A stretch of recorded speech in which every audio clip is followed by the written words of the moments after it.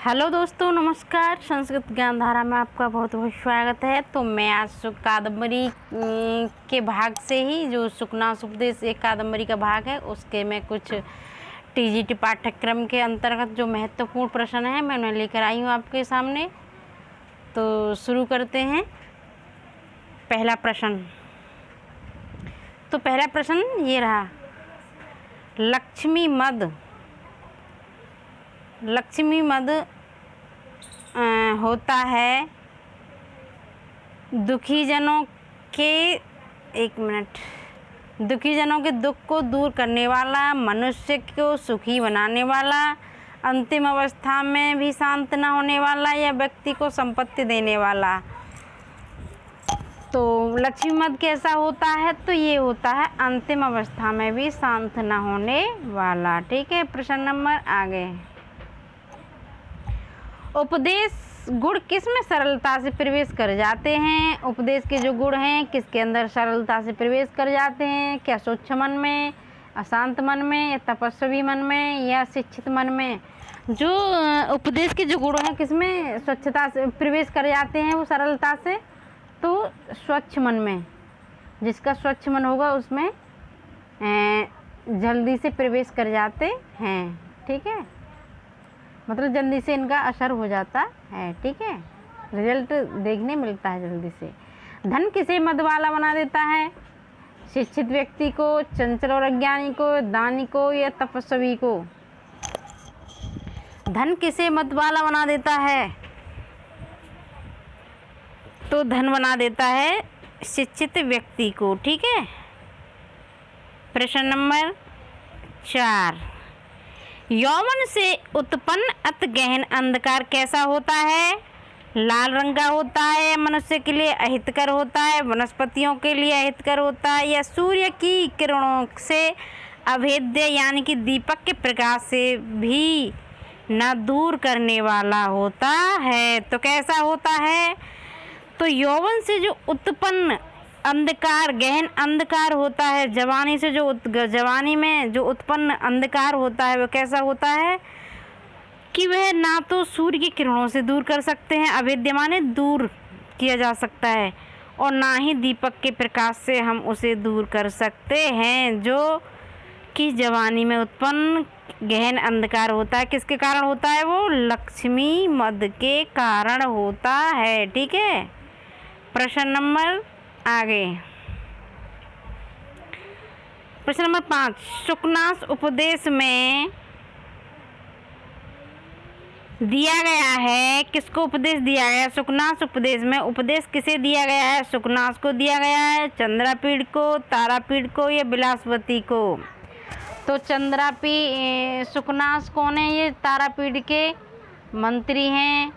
तारापीड़ चंद्रापीड़ के पिता हैं, और बिलासवती तारापीड़ की पत्नी है।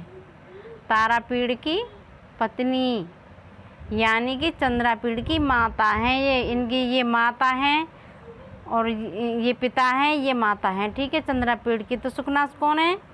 तो इसमें सुखनास चंद्रापीड़ को उपदेश देते हैं, जो राजा तारापीड़ के अमात्य प्रधान पुरुष हैं, ये उनके मंत्री हैं। ठीक है, प्रश्न नंबर 6। अनर्थ की परंपरा है दिन रात होना, अधिक वार्तालाप करना, दूसरों को पीड़ा पहुंचाना, जन्म से स्वामी, अतुलनीय रूप, अलौकिक शक्ति का होना। तो जो अनर्थ की परंपरा कितनी होती हैं? 4। कितनी? 4। तो ये किसने बताई है अनर्थ की परंपरा, और किसको बताई है? तो ये सुखनास ने चंद्रापीड़ को अनर्थ की परंपरा बताई है। एक तो जन्म से ऐश्वर्यशाली होना, दूसरा अतुल रूपी मतलब सुंदरता होना, और अलौकिक शक्ति।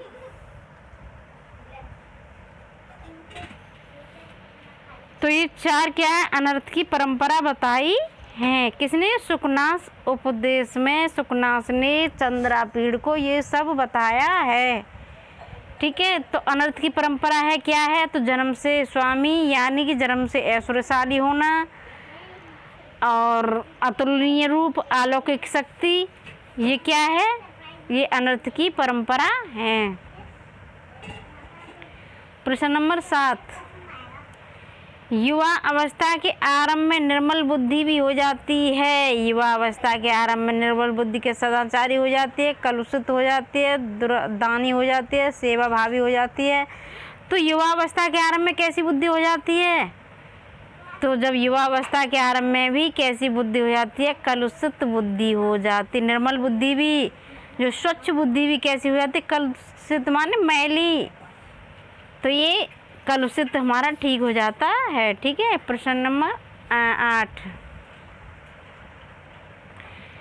विषय भोग की तृष्णा, विषय भोग की मृग तृष्णा होती है। सुखों को हरने वाली, ज्ञान देने वाली, दुखों को हरने वाली, इंद्रिय रूपी हरणों को हरने वाली तो कैसी होती है, विषय की भोग की मृग तृष्णा कैसी होती है, तो ये होती है इंद्रिय रूपी हरणों को हरने वाली होती है। हमारा घ सही हो जाएगा। प्रश्न नंबर 9, चंद्रापीड़ का राज्य अभिषेक करने की इच्छा किसे हुई। चंद्रापीड़ का राज्य अभिषेक करने की इच्छा किसको हुई, क्या सुखनास को हुई, तारापीड़ को हुई, वैशंपायन को हुई, बिलासवती को हुई। देखो सुखनास के पुत्र हैं ये वैशंपायन, ठीक। तारापीड़ की पत्नी है बिलासवती, तो किन को हुई, क्योंकि ये तारापीड़ को हुई। तारापीड़ के पुत्र कौन है, चंद्रापीड़। जब ये तारापीड़ अपने पुत्र को चंद्रापीड़ को और सुखनास अपने पुत्र वैशंपायन को, इन दोनों को गुरुकुल में शिक्षित करने के लिए भेज देते हैं। तब ये शिक्षा पूर्ण करके आते हैं, तो तब तारापीड़ उनका राज्याभिषेक करते हैं। तो फिर जब राज्याभिषेक करते हैं तो ये हमारा खा प्रश्न सही हो जाएगा, ऑप्शन खा। ठीक है। प्रश्न नंबर 10, तारापीड़ ने अभिषेक की सामग्री एकत्रित करने के लिए किसे कहा, क्या मंत्रियों से कहा, द्वारपालों से कहा, सुखनास से कहा, रानियों से कहा, तो किससे कहा, राजा तारापीड़ ने जब अभिषेक किया जाता है दोस्तों, तो बहुत सारी सामग्रियां होती हैं, जैसे कई गांवों से पानी लेना, और मतलब शुद्धिकरण जो होता है उसका बहुत सारी सामग्रियां होती हैं। तो किससे कहा उन्होंने, तो उन्होंने कहा अपने द्वारपालों से कहा। तो हमारा ये सही हो जाएगा खा। ठीक है दोस्तों, ये बहुत ही महत्वपूर्ण प्रश्न है सुखनास प्रदेश के। प्रश्न नंबर 11, चंद्रापीड़ को सुप्रशिक्षित होने पर भी और अधिक शिक्षित करने की इच्छा किसे हुई,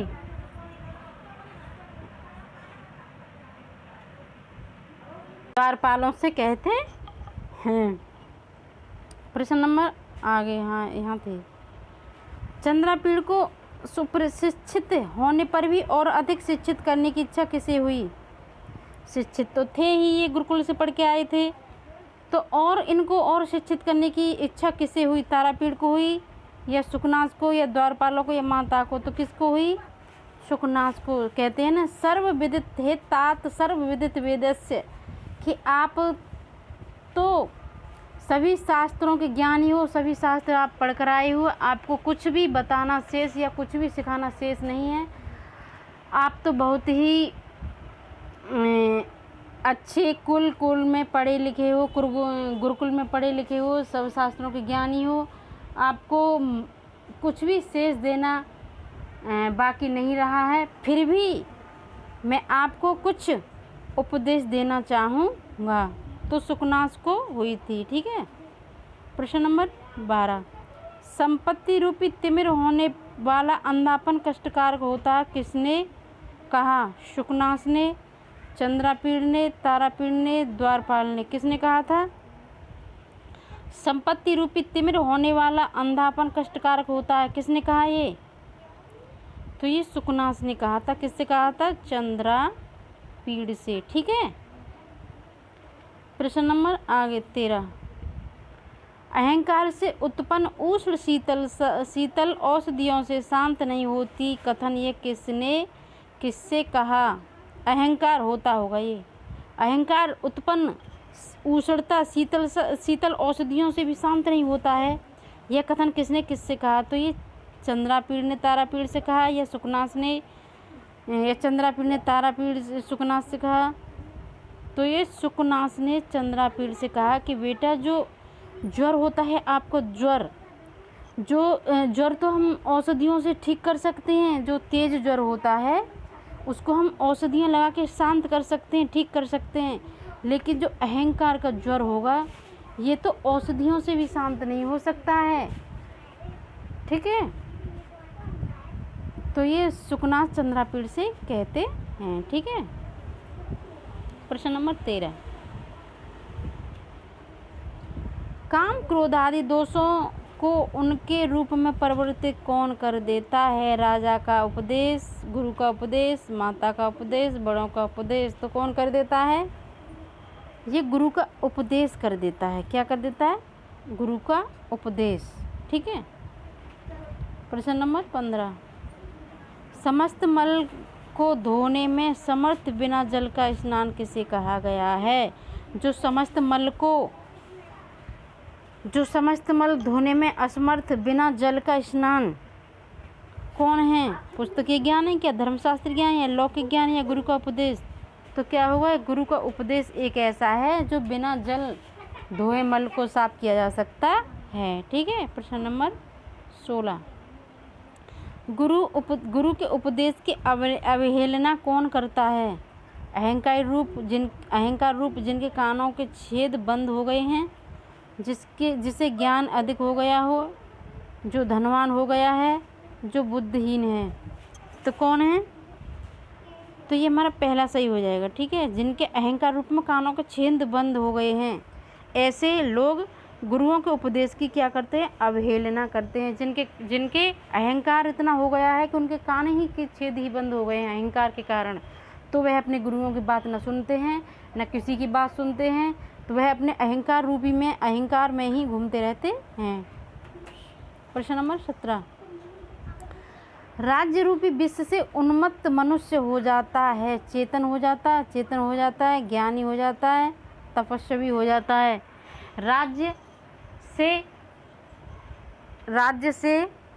राज्य रूपी विष से उन्मत्त मनुष्य हो जाता है, सुखनाश हो जाता है, चेतन या फिर अचेतन, या ज्ञानी, या फिर क्या हो जाता है? तपस्वी हो जाता है। तो कैसा हो जाता है?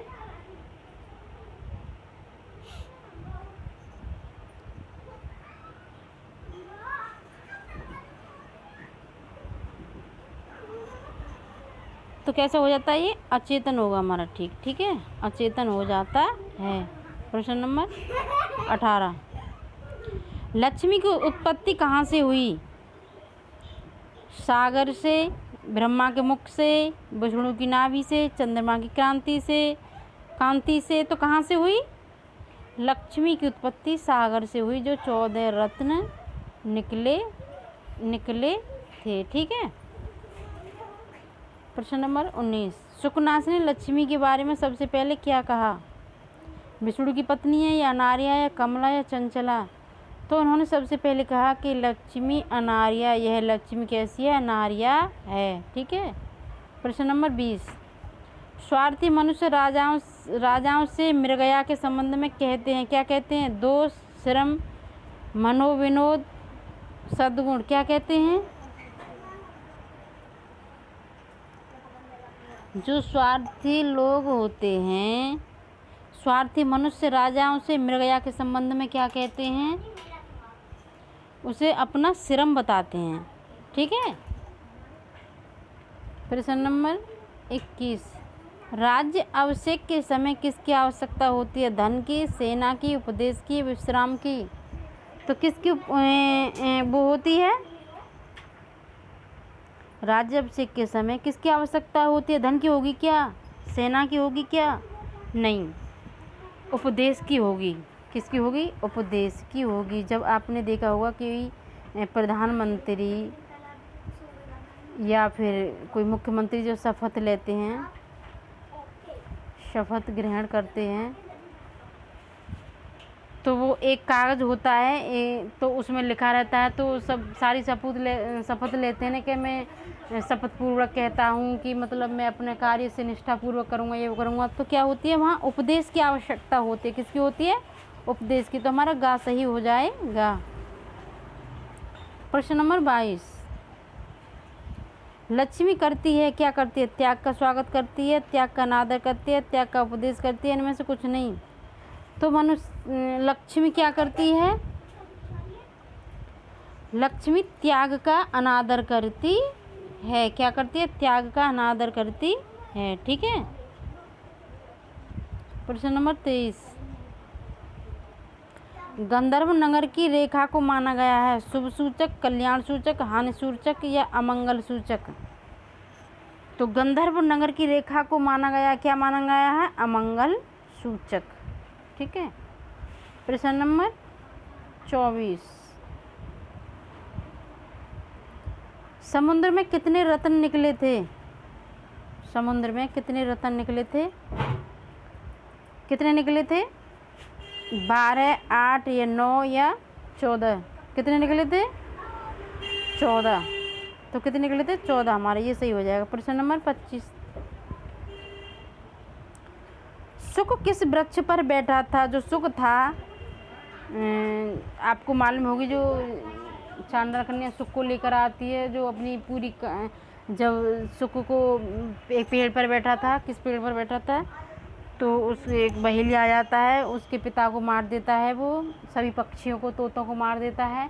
तो वह किसी कारणवश मतलब आयु शेष रहने के कारण वह बच जाता है।